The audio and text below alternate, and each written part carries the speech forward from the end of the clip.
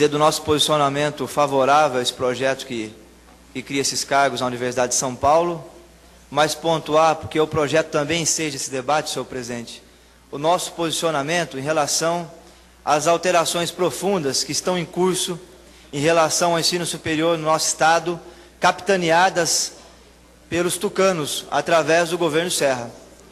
É sabido por todos os deputados que logo no dia 1º de janeiro se iniciou, através do governo Serra, uma bateria de decretos. Entre esses decretos, nós temos vários decretos que feriram de forma contundente não só a autonomia universitária, mas também a possibilidade, na nossa avaliação, de ter mais vagas sendo abertas nas universidades de São Paulo, inclusive mais infraestrutura, quando da manutenção do veto à LDO, que discutiu, e foi aprovado inclusive por essa casa, o aumento dos recursos de 9,57 para 10,4 do repasse do ICMS para as universidades de São Paulo. Queria pontuar isso, senhor presidente, porque novamente a Assembleia Legislativa vai discutir a LDO. E é importante que nós coloquemos à luz na LDO o problema do ensino em São Paulo.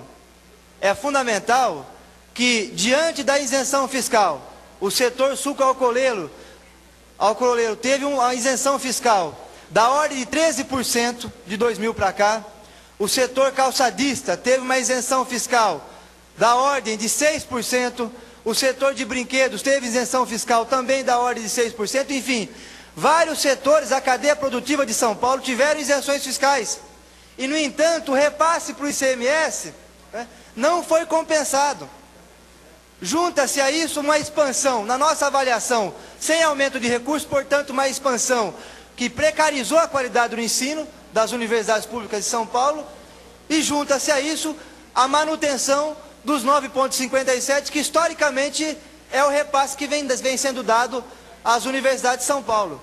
Portanto, esse enxugamento financeiro fez com que as universidades de São Paulo tivessem, em particular, nos centros de pesquisa, fossem levadas a privatizar a pesquisa e a extensão. Nós temos empresas, inclusive multinacionais, que hoje estão operando dentro das universidades. Ou seja, o centro de pesquisa e extensão, que era para estar voltado a resolver os problemas centrais da população, ou seja, do povo brasileiro, como saneamento básico, formas alternativas de geração de energia, novas técnicas para resolver o problema do analfabetismo no nosso estado, enfim, voltadas para atender os problemas da população.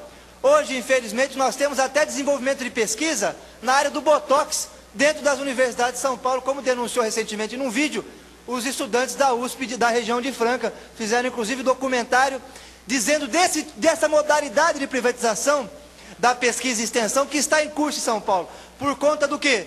Por conta do enxugamento dos recursos, por conta das isenções fiscais que foram dadas aqui em São Paulo e por conta de ter sido feita uma expansão, que na verdade é uma cortina de fumaça, é uma expansão que só serve para o governador ir lá cortar a faixa nas regiões, porque são campos que não têm pesquisa e extensão, que é o tripé que deveria... o ensino e a pesquisa e extensão é o tripé que deveria, que está previsto inclusive na Constituição, o tripé que se assenta à universidade pública no nosso estado. Felizmente não tem ocorrido.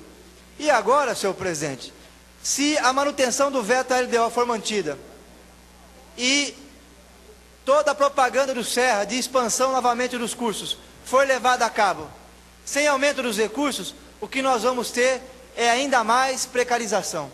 Mais funcionários que inclusive estão sendo contratados dentro das universidades para trabalhar com a flexibilização dos seus direitos. Funcionários terceirizados, quarteirizados, quinteirizados, que trabalham hoje no interior das nossas universidades. Eu queria aqui então registrar, não só declarar que a nossa solidariedade à ocupação que ocorreu na reitoria da Unicamp, mas também a ocupação que está em curso agora na reitoria da USP. Porque infelizmente é um dos poucos instrumentos que restou ao movimento estudantil para poder colocar o dedo na ferida e fazer a denúncia, seja em relação aos decretos do governo Serra, em particular o decreto que feriu a autonomia universitária, mas também em relação ao SPPrev, que é a reforma da Previdência Estadual, que vai prejudicar mais uma vez o funcionalismo público e, de roldão, prejudica também os professores universitários, que são funcionários públicos, e também os trabalhadores do interior das universidades.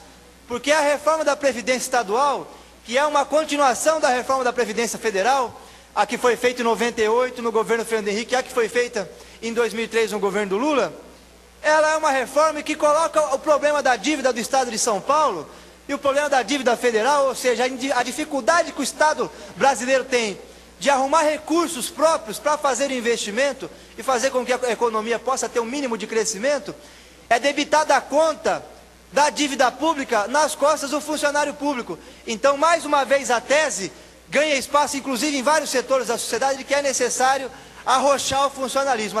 Aquela velha frase do Fernando Collor, né, de que os funcionários públicos todos são marajás, está implícito nesse discurso, de que o problema do déficit da Previdência, que no caso específico de São Paulo não é déficit, por quê?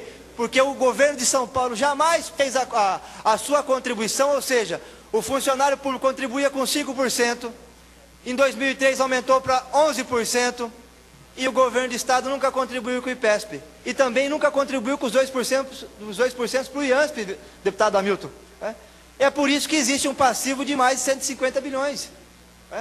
E é por isso, inclusive, que agora o Serra joga uma cortina de fumaça na questão do Lei 500, e diz que, através dessa alteração que foi feita, a última alteração das tantas que foram feitas já no PLC 30, que agora os Lei 500 vão ser incluídos. Na verdade, não vão ser.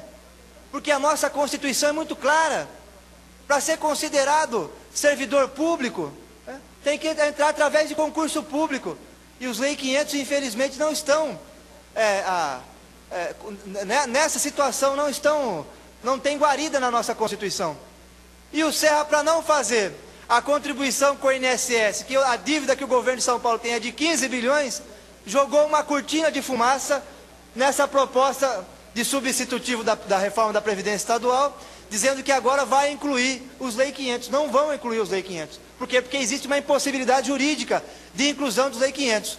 Só era possível ocorrer a inclusão dos Lei 500 se nós mudássemos a Constituição do Estado, que é uma proposta minha e do Gianazzi, uma PEC, de proposta de emenda à Constituição, que nós demos entrada no dia de hoje, estamos inclusive pedindo assinatura dos deputados, ou uma mudança na Constituição Federal, deputado Rui Falcão, muito cirúrgica, que desse guarida não só aos servidores do Estado de São Paulo, mas do Mato Grosso do Sul e da Bahia, que também vive essa situação.